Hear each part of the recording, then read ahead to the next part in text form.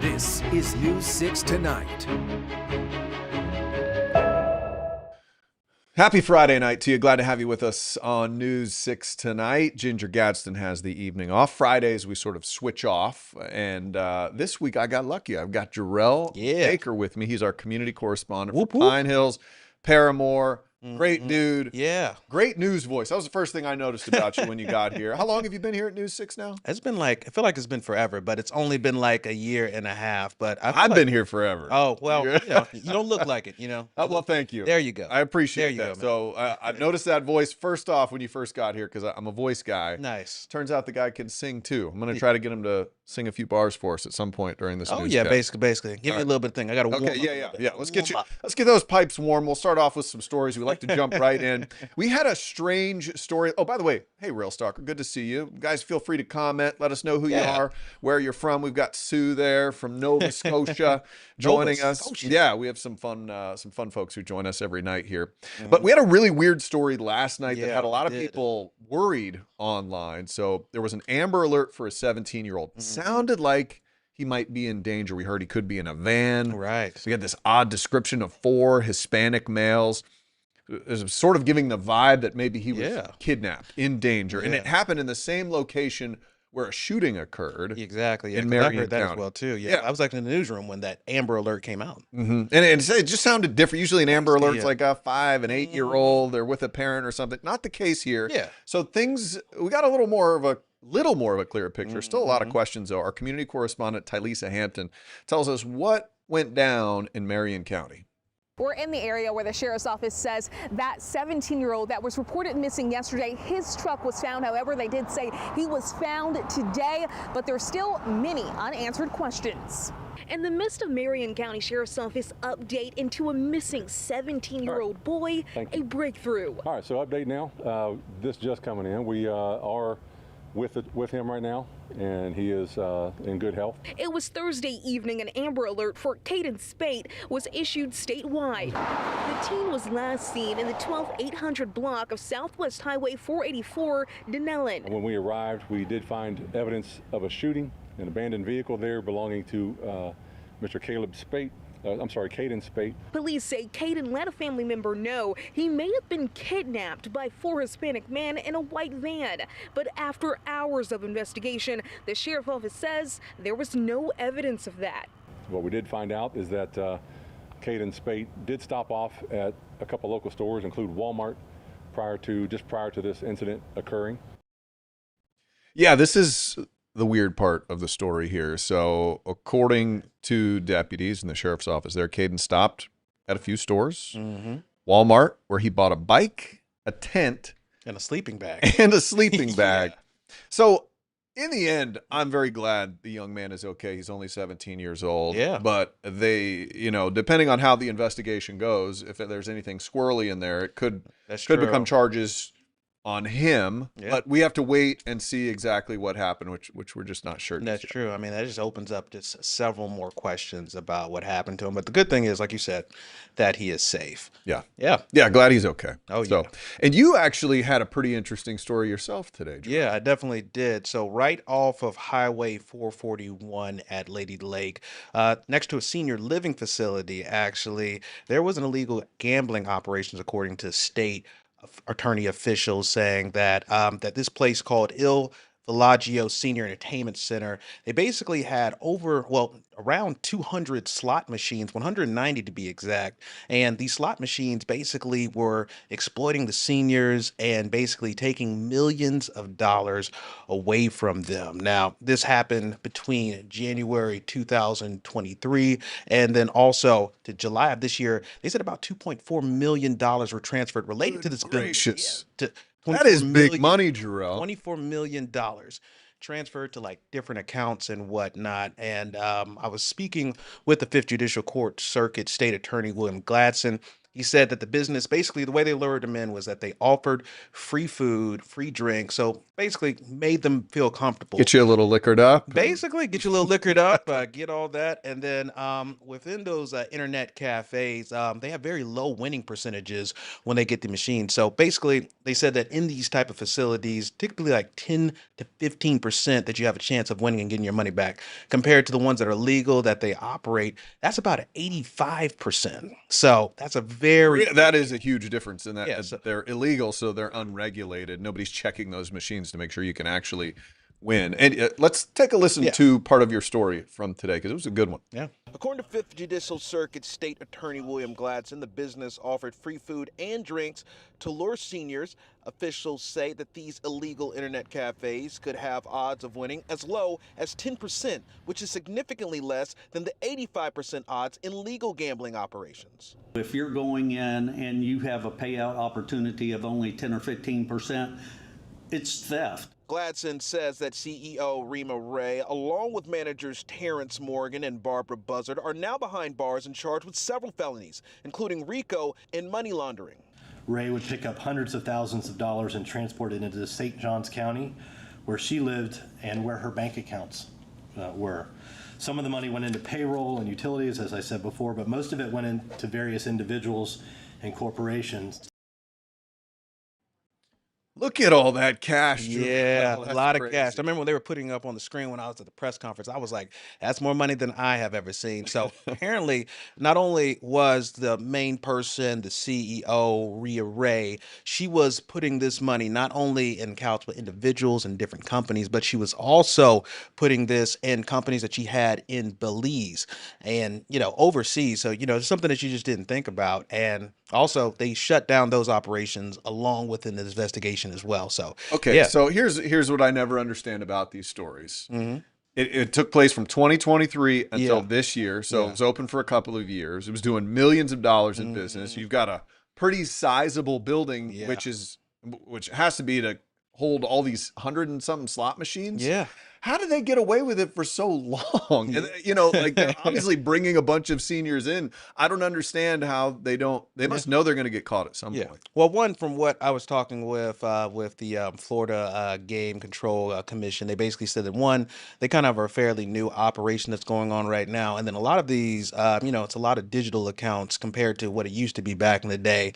Now they have to go through a lot of things just to basically figure that out. So it takes a little bit of time to kind of track where everything goes and everything ties. So that makes a lot of sense. Yeah. So you're saying they're having to build a case this whole time. They probably have Basically. known about it for a while. Right, Start yeah. tracking everything. Yeah, because they know it very extensively too. For those red flags, if you want to know, there's not that many places that allow slot machines in the first place. I believe that there's like a few, about 8 in Dade County and also in Brevard County, and then there's also some associated with the Seminole Tribe establishments. I think six of those. So Right. you pretty much got about 14 places to go through in the state, and if you're not there, then that's when you want to start asking some questions and stuff like that too. But they said that there's a lot of them across the state. Yeah, it's interesting. And the sheriff who's been suspended in Osceola County got tied up in one of these similar Yeah. alleged illegal gambling operations. So We'll have to see how that works out. But man, a lot of cash goes through those places. That is a lot of money, more money than I've ever seen. I mean, to me, when I've heard about that, I was all like, you know what? I'm cool with never gambling again, not playing the lottery, because last thing you want is somebody like that knocking on your door. But that's a lot of money. Yeah, that's true. You can do it. You can do it in a in a legal way. That's could be a stretch. We'll have to see how it plays out for that Yeah. day in court. That's for sure. Well, I wanted to talk to you a little bit about what you do here, Okay. Jarrell. So you've been here a year and a half. Yeah. You do excellent work. I always enjoy watching your I stories. appreciate that. I got guys. I got one fan. That's Yeah, awesome. I'm sure I'm not the only one. Let Jarrell know if you're one of his fans too. I appreciate that. So you cover a particular area. Mhm. That's an interesting area Yeah. here. It's a bunch of sort of different neighborhoods, but mostly Pine Hills and Paramore. And so tell me what you think. You cover that community. What do you think are the biggest issues right now? Let's talk about Pine Hills because that's a place I've covered a little bit myself, and it's fascinating, the history of it, where it's been, what it's been through, and then where it is today. Exactly. So ever since I started covering the Pine Hills area, they have been talking nonstop about the redistricting and when it comes to those maps, because there's a map that could put them in with cities like Maitland and also Winter Park, which they're not as open to because they believe that'll weaken their voice. But there's also a map that will put them in with Orla Vista and similar communities that they feel like they have similar problems with. Okay. And Yeah. So just to kind of break that down for people, if they're not living in this area, Maitland, Winter Park, more like wealthy, affluent areas. There you right? go. Orla Vista, more similar socioeconomic Correct. and more diversity. You could say. Basically, yeah, because it's predominantly black, and basically a lot of people of color live in those areas and whatnot, and also a lot of low income families also in those areas as well too. So they don't want to be lost in the mixed, and having to work with some municipalities that those are city themselves, so they're only getting city money, and then also getting Orange County dollars as well too. They kind of want to, in their mind, they feel like they'll have a level playing field when it comes to just getting the ladder map. Yeah, the story behind Pine Hills amazes me. I did a Yeah. story about a year ago or so where we talked about the history and Mhm. what Pine Hills started as. Yeah. It was a golf community. Right. It was one of the first suburbs here. You could Exactly. buy a house for like $8,000, Mhm. and then it's just Boy, I'd gone love through that right so now. much. Oh man, can you imagine? That's a month's rent now. I know that's right. $8,000. Yeah, It is. truth. It is crazy. But we're glad to have you here. And so one of the fun facts about Jarrell, Mhm. you can sing a little bit. Yeah. All right. So we got a nice mic in front of So, you. darling, won't you stand by me? Whoa, stand by me. Stand by me. Stand by me when the night. Oh, okay. Is that copyrighted? Okay. We got All it. right. Never mind. Never mind. I ain't trying to That get was sued. awesome, my man. That was so good. Good Thank you. gracious. I think our female viewers just went up by like 300%. I don't know Jarrell about Baker. that. I don't know about that. But I can do a little something like That that. was beautiful, my friend. We're only around 9 o'clock, so every other time of the day, can't do much. Can't do it. Yeah, just after 9. We just caught you. Rail Stalker says they're all fans of you, Jarrell. Oh, All really? right. You're gaining fans tonight. Well, look at that. as Thank well. y'all for watching. I really appreciate it. Yeah, stick with us. We have some more good stories for you. Interesting, kind of wild stuff with the ice Yeah. raid that happened in Brevard County Exactly, today that yeah. we're hearing about. So we're going to take a quick break. We'll also have a look at the weather. The tropics are cooking. Yeah. Now, we'll be right back. Mm-hmm.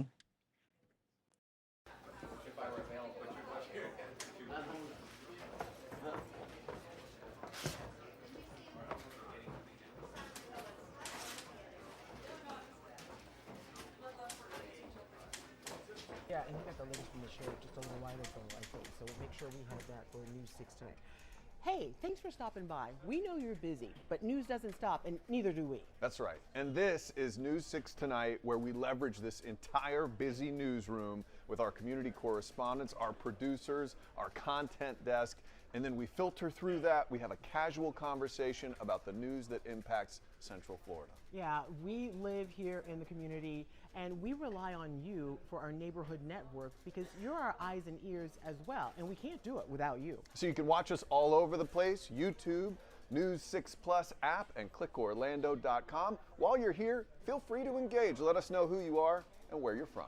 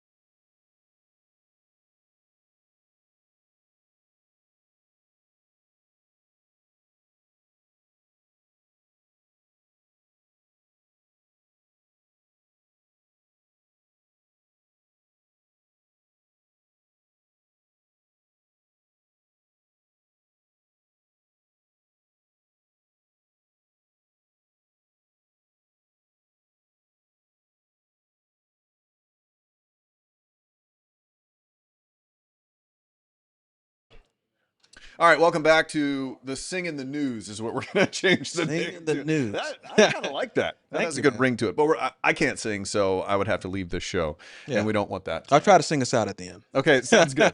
Terrell Baker joining me tonight, a great community correspondent, one of the many we have here on News 6.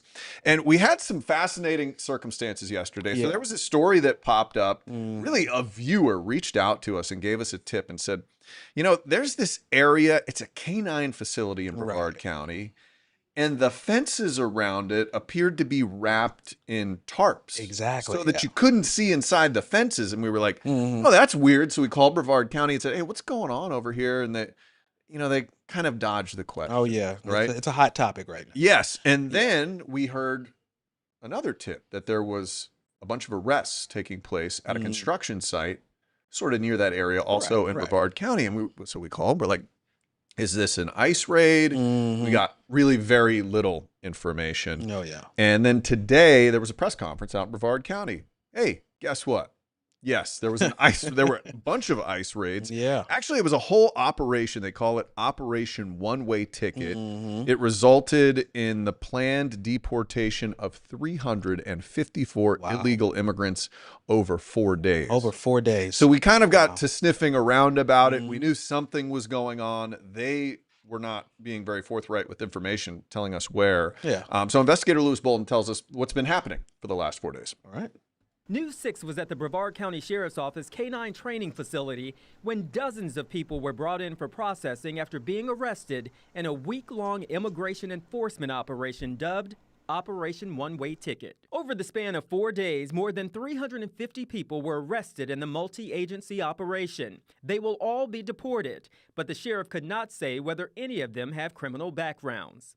I get it. I know there are those out there that don't agree with this. Brevard County Sheriff Wayne Ivey. If you come into our country without permission, if you come into our country illegally, you broke the law. But there has been pushback. We have seen a significant increase of targeted attacks on ICE officers and our 287G partners and our Border Patrol. Perhaps that's why there was some added security for this operation. A News 6 viewer who lives near this area contacted us last night to let us know that he noticed this black tarp going up around the K-9 training facility here in Brevard County. The sheriff confirmed to News 6 this was a security feature to prevent people from seeing all of the people who were being arrested and processed on site here. So it's an interesting story. This is a national story that is really taking place all over the place. Yeah. But Florida, the state, wants to sort of inspire other states to do similar things with this. And they also, I think there's a lot of interest in security for these ICE agents. You know, there was a shooting out, I believe it was Arizona a few days ago. Yeah. So they're trying to be a little tight-lipped about these operations as they happen and as they come together. I completely understand. So yeah, but it's an interesting time when 400 people nearly are rounded up in 4 days. Exactly. I mean, I think it's just tough on both sides. When it comes to law enforcement sides, they're not the ones that make these rules and make these violations. Unfortunately, they're the ones that have to carry out the dirty work and enforce them. So, you know, it's tough on them as well, too, being in that front. So I don't think that violence should be like the answer when it comes to anything related to stuff like that. Of course, There's definitely ways you can do it. And just talk about Paramore. There is the New Image Youth Center.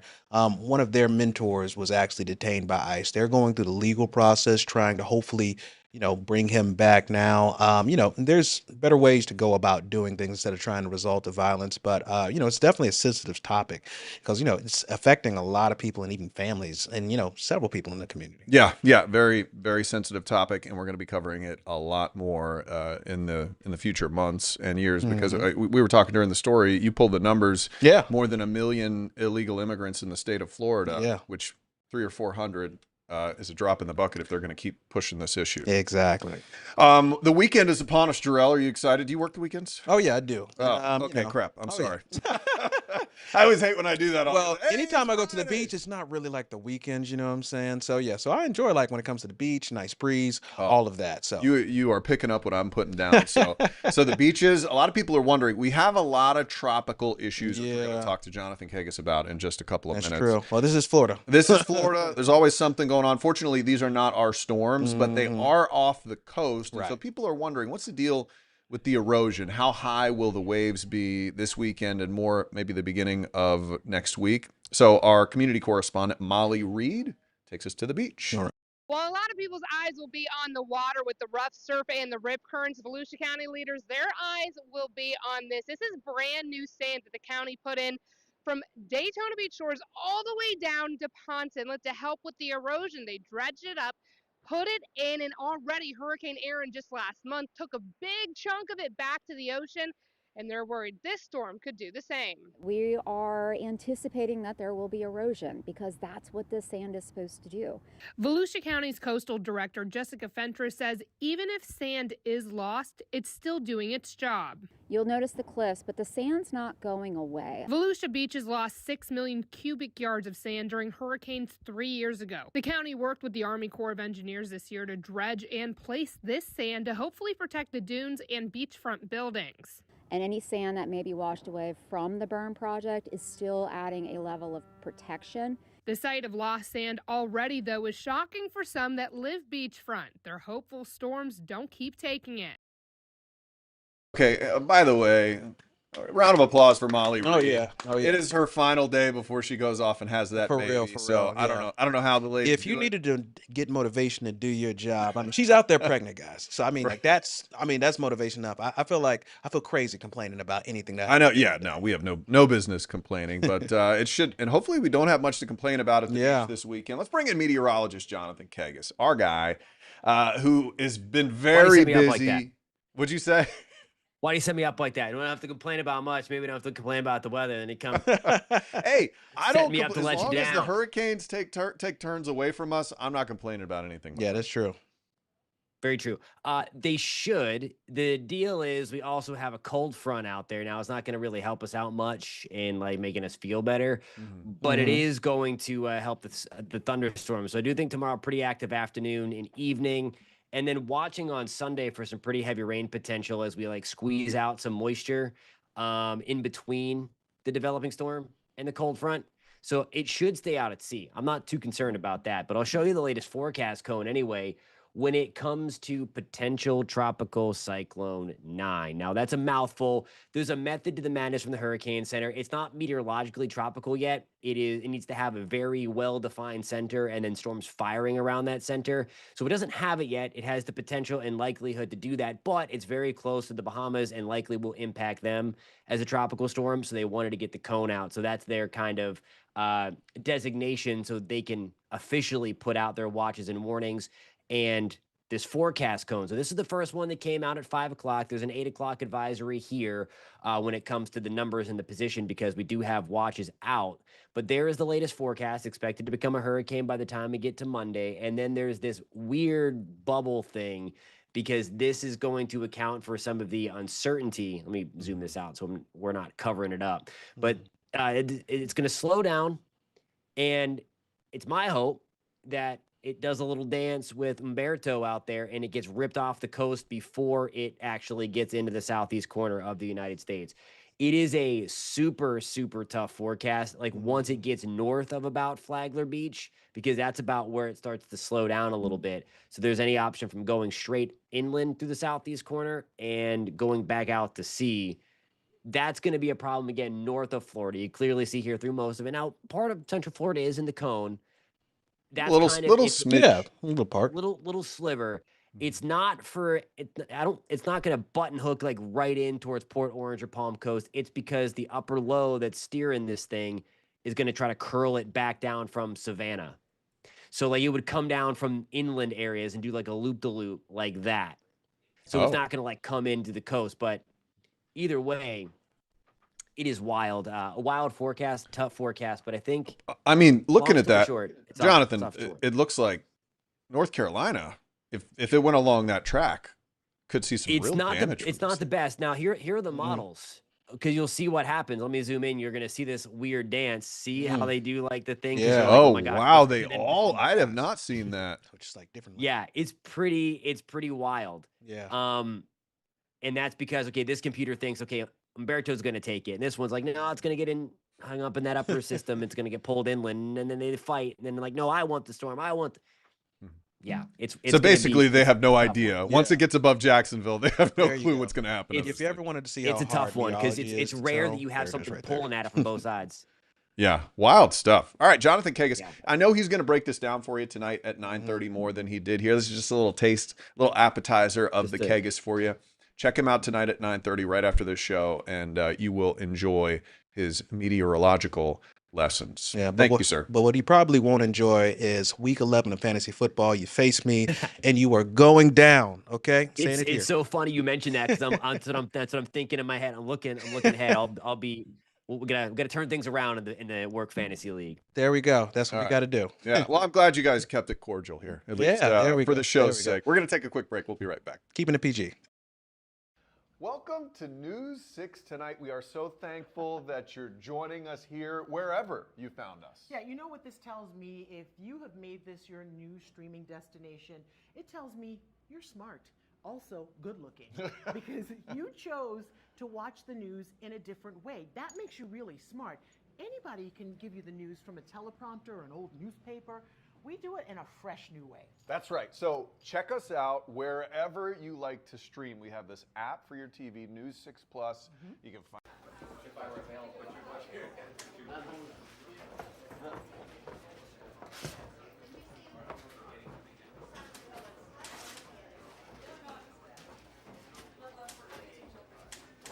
Yeah, and you got the latest from the sheriff just a little while ago, I think. So make sure we have that for News 6 Tonight.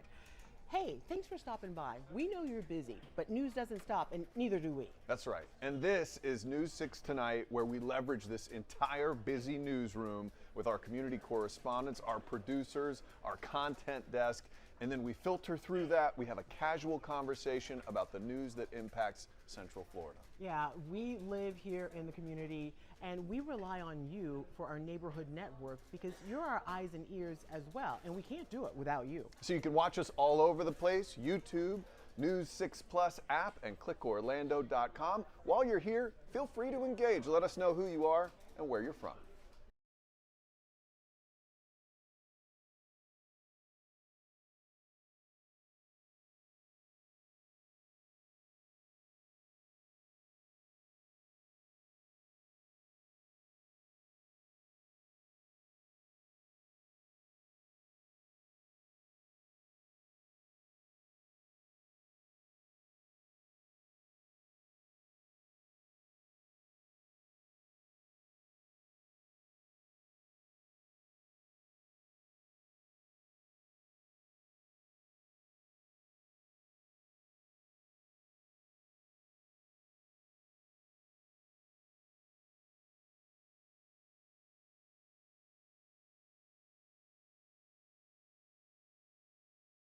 All right. Hey, welcome back to News 6 Tonight. Thank you so much for watching. Thank you, Jarrell Baker. Have yourself a great weekend. See you later.